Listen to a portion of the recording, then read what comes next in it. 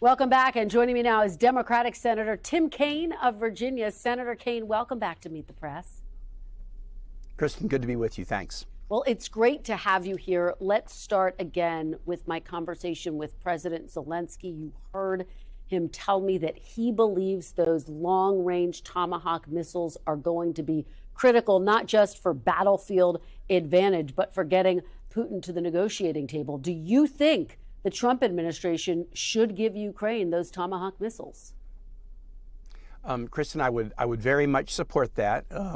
Tomahawk missiles have long been used by the United States, and they're primarily a sea-launched platform, which means we can't really give them to other nations.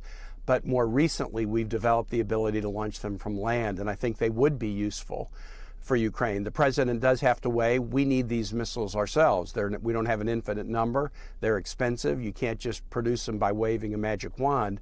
So you do have to balance the need of the United States to have these missiles for our own readiness. But I would support the delivery of an appropriate number of Tomahawk missiles to Ukraine.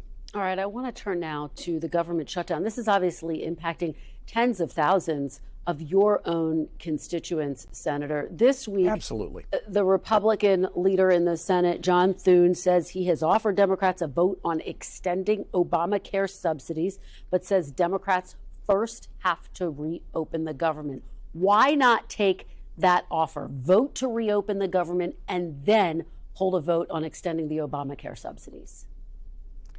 Here's the reason, Kristen, and there's really two issues at stake. And the first is everybody's health care is going to go sky high between now and the end of the year because of the reconciliation bill cuts that Republicans made to tax credits and to Medicaid. And we're trying to stop that from happening. Offering a vote in the Senate without a commitment that it would pass, without a commitment that the House would even take it up is an empty offer. We want to negotiate a resolution so people's health care costs don't spike. And Republicans are saying the same thing. They know they need to fix this, so let's fix it now. The second issue we need to know is that a deal is a deal. If we shake hands with President Trump on a deal, we don't want him then next week just firing thousands more people, canceling economic development projects, canceling public health funds. So we are trying to get an agreement that a deal is a deal, all sides will honor it, and let's go ahead and protect people from these spiking health care costs. The promise of a vote in the Senate without the promise of action is hollow. You know, Senator, back in 2019, you made a similar argument during that shutdown that Republicans are making now. Republicans at the time were asking for more funding for a border wall. You said, let's reopen the government first. I want to play a little bit of what you had to say. We first should reopen government. Why punish people who are applying for food stamps because the president is having a temper tantrum? Open government first. So, Senator, by your own logic, should Democrats not vote to reopen the government first and negotiate later? Kristen, here's what's different now. The president told the Republicans to write this budget without any Democratic involvement. He instructed them to do this without any Democratic involvement. That's not the way things work here.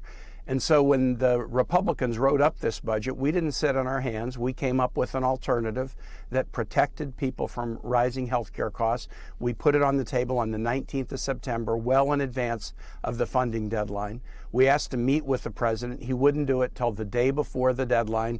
And when he met afterwards, he tweeted out pictures of Democratic leaders with AI-generated sombreros and funny accents. He's not taking it seriously. We will get out of this shutdown within a matter of days or hours once the president engages. We all have to come together on this, Democrats and Republicans, House, Senate, and the White House. The president can't say, I will dictate terms that you have to follow. And so the way we've avoided shutdowns in the past and the way we got out of the shutdown that President Trump forced us into in 2019 was the president engages and we find a path forward. If he will engage, we'll find a path forward. All right. I do want to turn now to these military strikes taking place in the Caribbean. You just heard me talking about this with Senator Rand Paul. It's important to underscore you and Senator Paul are actually teaming up on legislation that would require the president to go to Congress before taking these types of strikes. Do you think that there is enough support in Congress to pass that legislation? I think we're going to see this in about 10 days. Senator Paul and I co-sponsored a resolution to say no strikes against these boats in international waters without congressional approval. And we did not get enough votes. We did get all Democrats and 2 Republicans, Senator Paul and Senator Murkowski of Alaska.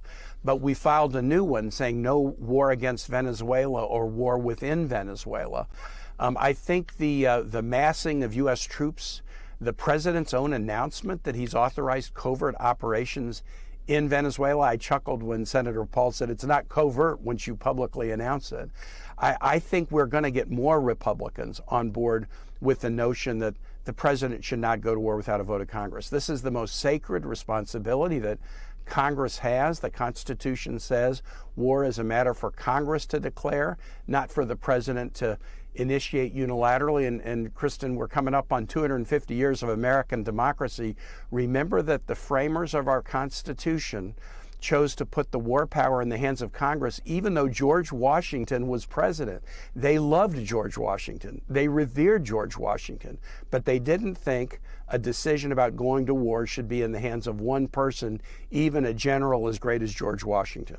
All right. I do want to talk about what's happening in your home state. Elections just weeks away in Virginia, and the Democratic candidate for Attorney General, Jay Jones, is facing bipartisan backlash after text messages he sent were publicized. I'm going to let folks know what they said. He effectively said that the top Republican lawmaker in the state should, quote, get 2 bullets to the head. He was asked about that during a debate this past week. Here's how he responded. Look. I am ashamed. I am embarrassed.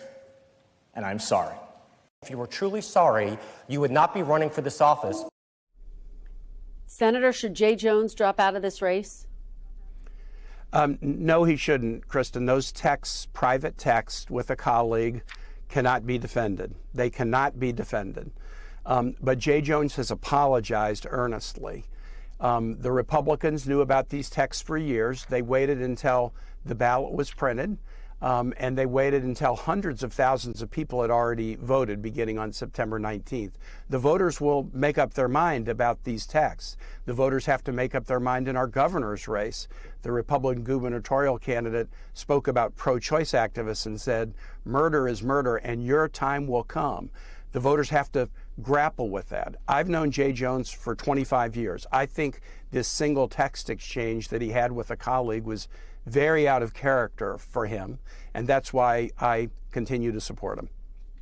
Well, let me ask you this, Senator, because a lot of people look at this and I think they ask the question, if this were a Republican, would you be calling for him to drop out of the race? Absolutely not. It's directly equivalent to things that the Republican gubernatorial candidate has publicly said, not in private text. Murder is murder and your time will come. She said that in a public meeting speaking about pro-choice activists. I've not called for her to drop out of the race. The voters began voting in Virginia on September 19th. These are fair items for voters to consider as they cast their vote. But no, we're not calling for Republicans to drop out of races. We do say apologize.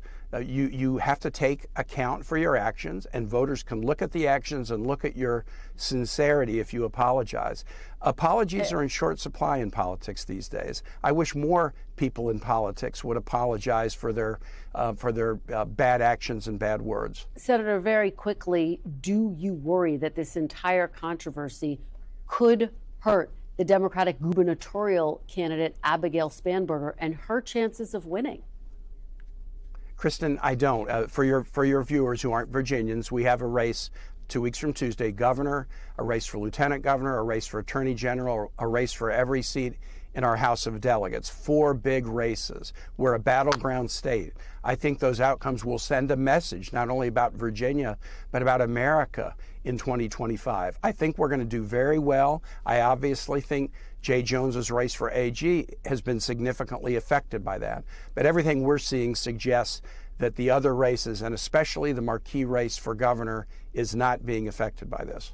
All right. Senator Tim Kaine, thank you so much for your time this morning. We really appreciate it. Absolutely. Glad to be with you.